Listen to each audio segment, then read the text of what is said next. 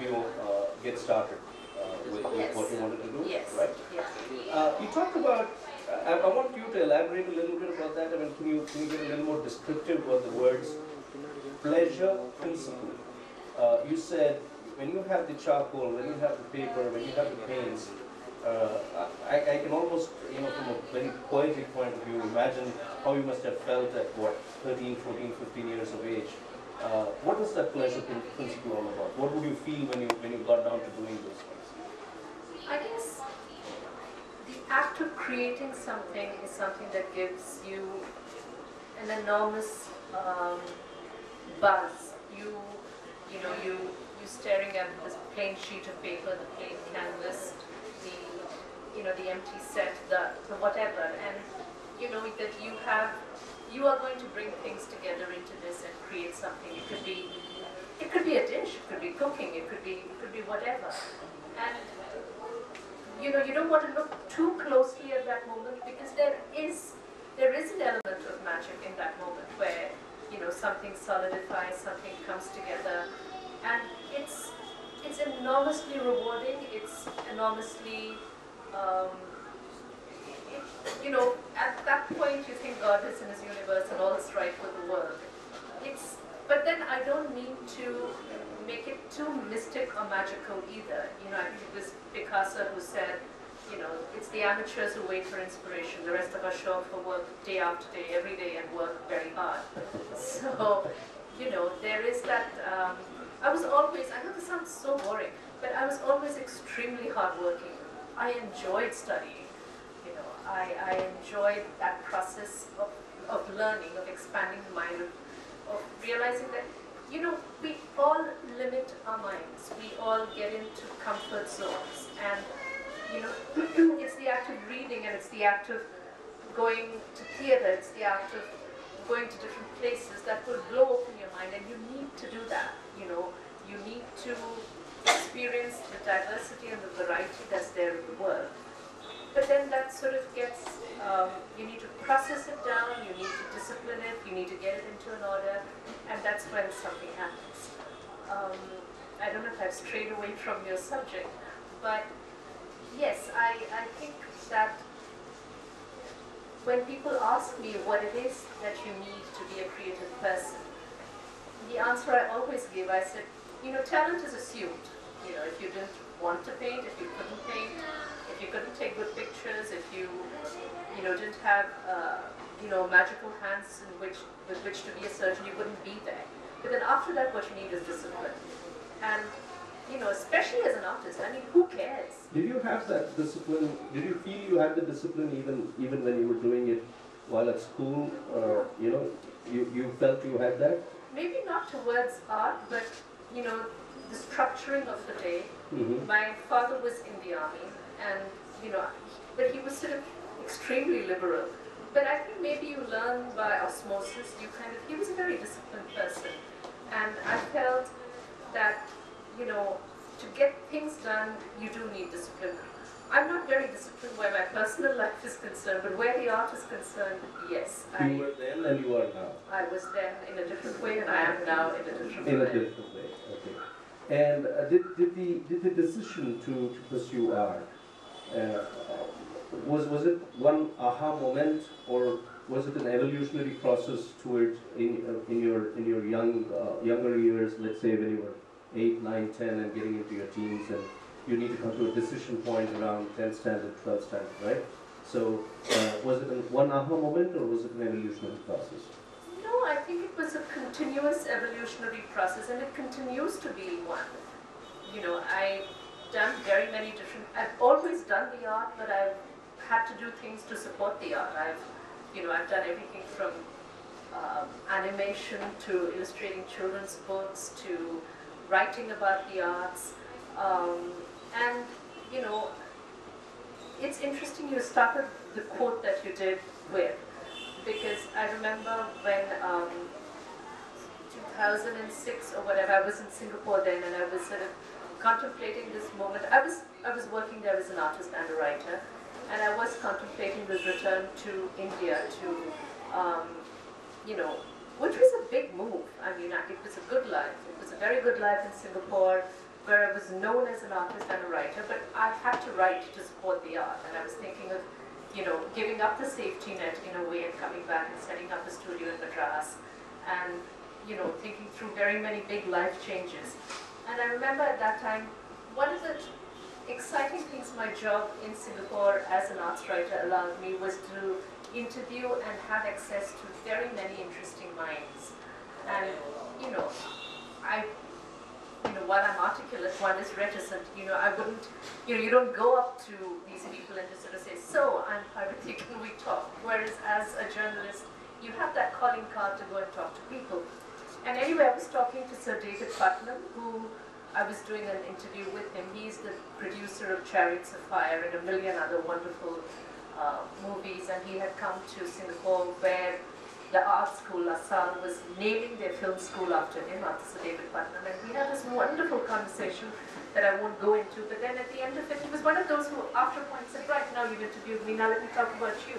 What do you want? And there was such a lot of camaraderie that I was saying, I'm thinking of giving up my life here, going back to India, and it's kind of scary. And he said the same thing. He said, my dear, you will never regret the things that you do. You might make good choices, wrong choices, bad choices, but you won't regret them. You will only regret the things that you don't do. It did then take me about a year and a half after that to consolidate my decision. But yeah, that was a nice aha moment that I had with, yeah. Interesting, very interesting. I'll come back to you in a bit. Venkat. So I've known Venkat, as Vani said, for about 20 plus years. We've worked with him professionally. I second everything that Vani said. I remember when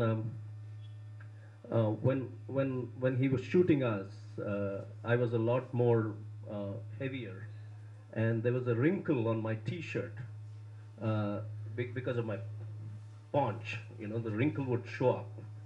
And it was also a shoot that required us to be in shorts. As a firm, our company, we used to wear shorts and go to work, so we were breaking myths at that time. And Venkat would come up to me every time to ensure that the wrinkle didn't show. I mean, he couldn't do anything about the paunch, but he made sure the wrinkle didn't show. So I know his eye for detail. But there's something fantastic about Venkat that I never knew until we decided to invite him for the series. And so that's my first question to you, Venkat. So I didn't know that he had chucked an engineering college program midway. And so that's my first question to you. So you went to Maharashtra to an engineering college and joined a production engineering course. Nothing wrong with being a production engineer, but can you imagine G.Venket Ram, production engineer, or senior VP production, or head of production for a multinational company? I can't imagine. So walk us through that time when you had to take this important decision. I remember in the conversation we had at your studio like 3 weeks ago, you said light fascinated you. So tell us a little bit about what kind of thinking was going on in your mind when you had to make this choice between engineering and photography, and why light? I mean, is that the way you started looking at the whole opportunity? Good evening, everybody. It's a pleasure meeting you all. Well, the time I'm talking is about late 80s, early 90s, when we didn't have engineering colleges in Tamil Nadu. So unless you were a center or extremely good in your studies, you could get into professional engineering colleges. Otherwise, you need to get into private engineering colleges in Karnataka and Maharashtra. That's what took me to Sholapur all the way, which was a small town. This engineering, because I like to give you a very small introduction about the place. It was run by these sugar mafias, if you can say it right now.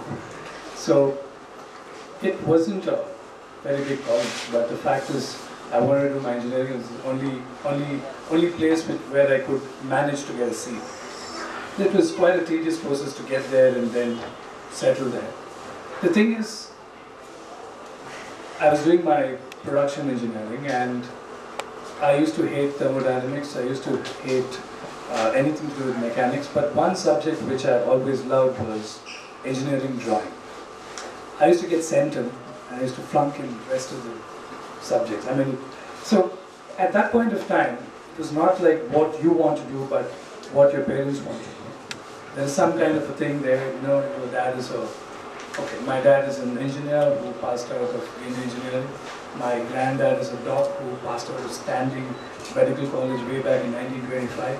So that pressure is always there, and your cousins and your aunts and uncles are all professionals, either into medicine or engineering. So it's a kind of a pressure on you, and at that point of time, you don't have any other options. There's no art school, there's nothing to do with photography, nothing. But what happened there was, I could only concentrate on engineering drawing, and that place was beautiful. It was sugarcane fields all around, and I ran every day, and I used to jog in those fields. I mean, pretty tall, and early mornings. I mean, right now the monsoon time, it was so beautiful. It was beautiful. It just rains throughout, and it's so fantastic. The dry place just turns green within a week's time, and it's so beautiful. And there used to be one train. It's not a narrow gauge. I think it's a no. It's not a broad gauge. It's not a narrow gauge. It's a funny train. It's smaller than that. It's like a toy train. Not even a meter gauge. I think it's a narrow gauge. It's like a toy train which connects Latur, where the earthquake happened, and Pune. Okay, you used to run along the college hostel, just at the vicinity there, and mornings lovely sight because you could run with the train. It's so slow. You could run with the train, get in, and it's hardly about 8 feet width or less than that. And you used to reach Pune in a very slow train. And this kind of sights excited me. I used to have a small camera in Malta, my dad's viewfinder camera. I used to take pictures. And over a period of time when studies was not happening, and this constant, you know, this beautiful place, and I never had an opportunity to stay away from home and do what I want, take pictures. And suddenly this thing of, photography wasn't a serious hobby when I was a kid. I used to take pictures. My dad taught me basics about aperture, shutter speeds and stuff, but it wasn't a serious hobby. But what happened there was, when this wasn't happening, and this beautiful scenery all around, day in and day out, it suddenly struck me, why am I doing this? Am I going to go anywhere right now? Am I going to be an engineering tomorrow? Am I going to be an engineer? It's not going to work. So let me get into photography. I think that's what I like. But at that point of time, there were no courses, nothing to do with photography in Chennai. I was stuck. So you came to Chennai, and what kind of a conversation happened at home when you said, I'm not going to go back to college? It was a total, I mean, they were shocked, and I came back, and what are you going to do, and stuff like that. And see, at that point of time, there was no internet. Even if you want to know something about a camera, I had to write to my uncle in the US to send a brochure, which would take about a month to reach you. So that was the only information I used to get about equipment. So what happened was, I registered myself as to do BSc Geography as correspondence because I had to shut my parents up to say that I'm doing something. Then I started visiting a lot of cinematographers at that point of time. Wherever shoots were happening, I just used to go stand there and watch. All the studios in Kodambakkam, AVM Studios, Prasad, Vahini Studios, name it. Go there. I wouldn't know anything about it, but just go watch the light, how they light up. What do they do about, how do they go about the whole thing? I had no clue whom to contact, how to get into it, what is the process, how do you, even approach them, because none of my family members have anything to do with film industry. So that's how it was. But you still, one point I'd like to elaborate here, I think from his story, is that this was a pre-internet era, so no family perspective on the field he chose, which is photography. So nobody in the family was a photographer. And he just did what came naturally to him, the inquisitiveness to learn. And he kind of immersed himself in that process, if I can use that word, with no clue where it was going to lead you. It could have not led you anywhere, but it actually got you here. So that's something that many of us, find as an inhibiting factor actually. this whole idea of going after something that you love doing, but it's a lot of work. It's a lot of work, as Parvati was saying, as Venkat is saying again. So Venkat, when you chose to, you did all this and you joined a visual communications program at Loyola, and I think you said somewhere that it didn't teach you much because even the faculty was not sure about what needed to be taught. When did you decide that, okay, now with whatever I have, let me get started? And you worked as an apprentice with somebody, as an intern with somebody. But when did you actually decide that, okay, this is it, this is what I'm going to do? Was it one moment, or was it right from the Sholapur days? No, it was one moment in Sholapur when I saw those trains going by. So I decided that. Oh, you decided right there in right Sholapur. then that it's going to be photography. Okay. But I had to waste about 3-4 years because Viscom started a little later. Mhm. So when I walked into Loyola to do my visual communication, that was the first Viscom department which was started in India. Okay, and today it's like, it is the future, and that's what happened at the point of time. But at that point of time, when I walked into Loyola, my batchmates who studied with me in school were passing out. And I still remember my dad asking me, "Are you sure still this is what you want to do?" I said, "Yes." And these guys were wondering, "What am I doing here?" I said, "Yes, I've come to join my first year." It was very embarrassing. But at that point of time, if you look how my parents must have felt, in spite of giving whatever you can to your child, and then I think at any point of time, it's pretty embarrassing to sit with someone who's 3 years junior to you, especially in school levels, to start all over again. But for me, it really didn't matter because at last I had a course which was in what I wanted to do with advertising, to do with photography, to do with filmmaking, to do with editing and stuff like that. So I was pretty happy. But the fact is, most of them expect before they take any decision like this, how much are you going to get paid? That's what happens initially. Moment you take a decision like this, okay, will I make money? Will I be able to survive? At that point of time, even today for that matter, that doesn't come into consideration at all. At all. It is something that you want to do, you really want to do, just go ahead and do it. Things will follow, name or money, it's bound to follow provided you like what you do and you're going to be serious about it. That's a very important perspective. Many people base their decisions or postpone their decisions because they don't see the monetization opportunity immediately, and everyone wants instant gratification. Especially uh, parents who have held very stable careers. So since we talked about money, let's talk a little bit about to both of you about. So I'll again come back to Parvati.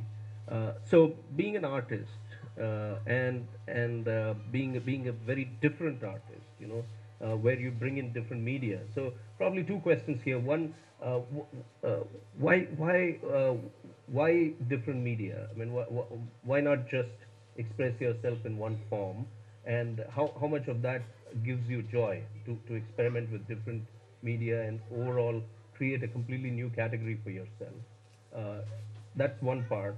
And being an artist is difficult, right? I mean, it's you must have gone through dark times, and when there is no work and there is not enough money or no money. Talk a little bit about your dark times and how you cope with them. And I'll come back to Venkat with a similar question on that. So I'm actually going to phrase the question differently. Is there a cost of following your bliss? Is there a cost to following your bliss? And is that how do you kind of weigh the monetization opportunity and the joy opportunity? How do you balance the two? Um, Certainly, in terms of following art, there is, well, in my case, I suppose to start with, it was different in that I also had to earn a living in terms of being allowed to do the art. I also had to pay the bills. I also had to, put food on the table and all this kind of stuff. So I think I decided that I was not going to use the art as a way to pay my bills. I was going to use writing as a way to pay my bills, because the minute I felt the art became a means, it's not that I believe that art should not have a monetary value. Of course it should, and why be apologetic about it?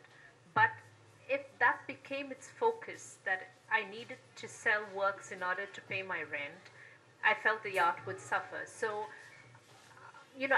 I enjoy writing. I enjoyed my life as a writer and a journalist. But, I could, that could put, food on the table, and that could take care of my bills, and the art would continue on the side, and I would exhibit, and if things sold, fantastic. If it didn't, it was not the end of the world. So that was the kind of decision I had to take at a certain point in my life. And that, in terms of the art, meant opportunity cost, in the sense that, art takes time. So, so when I was in Singapore, say, I would get up every morning at 7 o'clock, and I would, as a journalist, you only had to go into work at about 10. So I would get up very, very early and work every morning before I went into work on the art, before I would go into the office to, to write. I would work over the weekends. I would work on the evenings to create the art. So in that case, it was not a monetary cost, but there was an opportunity cost, and there was certainly, that overused word, which is sacrifice. But yeah, you do give up something to get something. In this case, it was just something sort of intangible that is art, which is a tangible product, but it's not it's in its way an intangible thing. And so with this combination, there were times, which were sort of very dark times, in the sense that I was doing this for a while in Jakarta, and I got caught in one of the riots in Jakarta during the Krismon, the monetary crisis in Jakarta. If you will sort of allow me the time, it's now a story I dine out on, because it's sort of interesting and funny, but at the time it wasn't. I, gone out to interview somebody, and when I came out, the streets were rioting. There were, police firing tear gas, and it was complete mayhem. And, I didn't know what to do. I called up my home, and the maid said, "Don't come back. There are rioters in front of us in the supermarket." I called up the office, and they said, "They've just blown up the gas station next to us. Don't come back." So here was I in the middle of this riot, wondering what to do. And, I eventually sort of, through back alleys, I found my way to a hotel, and then I found my way to a friend's house. And then, the rioting got worse. And eventually the whole family, the friends I was staying with, they were airlifted, and I went with them. And this is before the time